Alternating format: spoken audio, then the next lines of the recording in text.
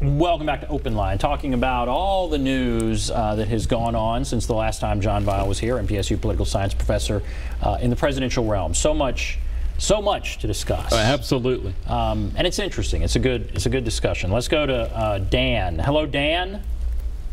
Hello. Hello. Go right ahead. Yes, Dr. Weil, I wanted to ask you, in the light of recent history with different doctrines, Truman doctrine, Reagan doctrine, even more of a domestic doctrine with Obama. What do you think? You think Trump will have a neocon type of doctrine with, say, foreign policy, for example?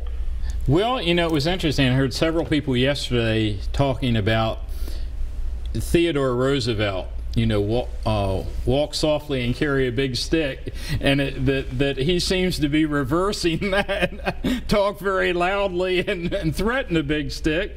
A little bit too early to know. And again, you know, often these doctrines, go back to the Truman Doctrine, for example, that was sort of shaped on the fly. You know, what do you do in the aftermath of a world war?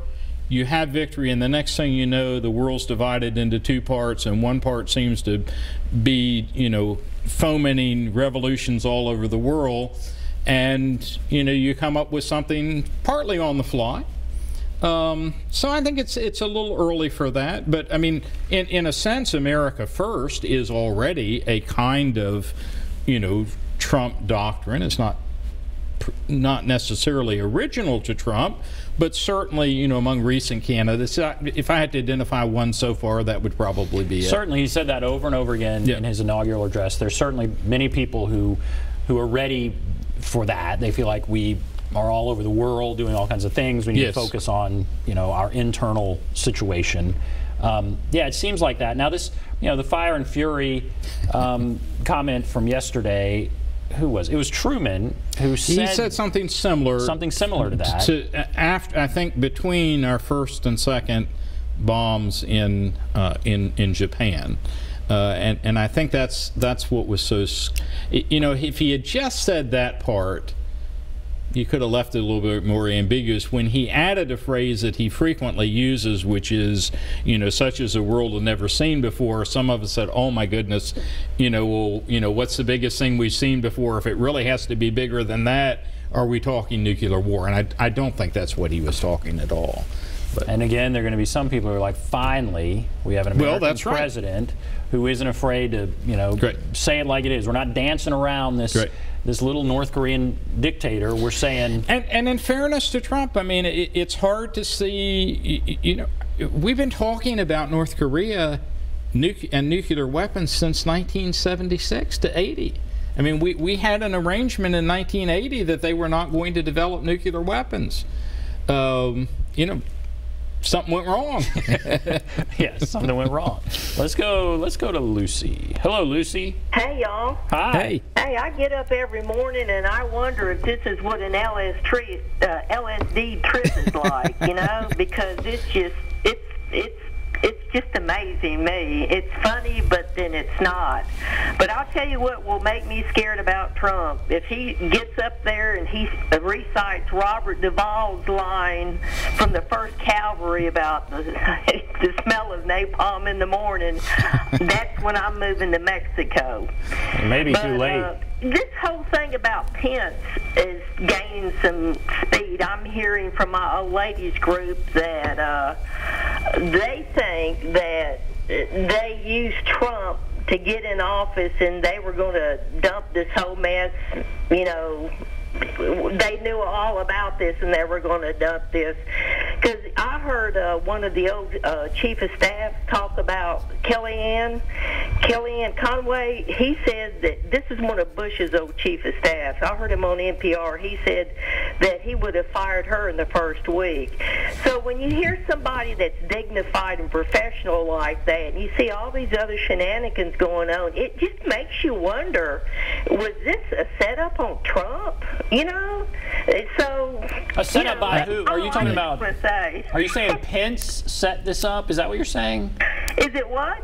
What are you saying? Sort of Republicans are sort of... It's like they had used like Kellyanne was Pence's campaign manager, but they put Manafort out because they knew he was dirty, and they put him back in the closet somewhere because he was going to come back out a later date, and they're just going to impeach Trump or do something to him so Pence can become a two-term president, you know? Okay. I know that in the Nixon case, it didn't work that way. People were genuinely relieved on both sides, I think, when Ford became president. But particularly after he then pardoned Nixon, I think had he not done so, had he not followed Nixon, he would have he probably would have been reelected. But the taint of Nixon adhered to Pence. Now, I will say that Pence is walking a very fine line, which is he's professing, and I think genuinely, absolute loyalty to the president, and yet his demeanor and his rhetoric is very, very different.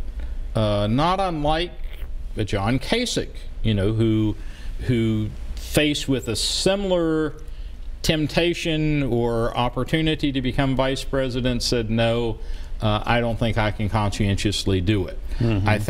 I think Pence believes that he is getting, in terms of conservative values, enough of what he wants that he can legitimately remain loyal to Trump. But if Trump ever has a perception that Pence is disloyal, don't, you know, expect a similar relationship as you had with Jeff Sessions. You have to wonder, are there people, Republicans in Congress, in the Senate and Congress, who would prefer to have Pence? Well, I think there are many that would prefer to have Pence. On the other hand, could Pence have been elected? There was something, you know, there is a dynamism in Trump's personality that you don't find in a Pence or a Kasich or a Bush or many of these other candidates that were put forward. So in what Lucy's talking about, some, you know, again, there are all these theories, sure, conspiracies, sure, whatever. You know, Pence is a idealistically aligned, true conservative. You know, Trump was, yes, not that. He'd been all over. He's now, you know, he's towing the conservative line, but he's also not afraid to come right after Republicans. I mean, we see it today, right, coming after Mitch McConnell. Pence probably wouldn't do that. He would at least be more diplomatic. No, and of course he's had government experience. I mean, governors are, in my judgment, you know, pretty good training governorships for the presidency. I mean, they're executive offices. So, you know, would Pence be a good president? Certainly in terms of demeanor and rhetoric, I think he has it. In terms of popular appeal, I don't know. So if it comes down to it, would Republicans, does Pence give some of these people in Congress, some of the Republicans in Congress, more of a license, should there be something in the special prosecutor or whatever, to kind of turn their back on Trump and go with Pence? Well, again, I mean, the only way you're going to get rid of a president is if you think there's evidence of treason, bribery, or a more elusive category called high crimes or misdemeanors. You're not going to get rid of Andrew Johnson's a perfect example. You've rarely had a president with more rhetorical excess at the time than Andrew Johnson. But no matter what he said was not a crime, was not enough to have him impeached and removed by a 2/3 vote of the Senate. All right, I got a couple of calls there. Yes. Hold on the line if you're on the line. If you want to call in, there's the number. We'll take a break, come back and get some more calls. Take a break, be back right after this.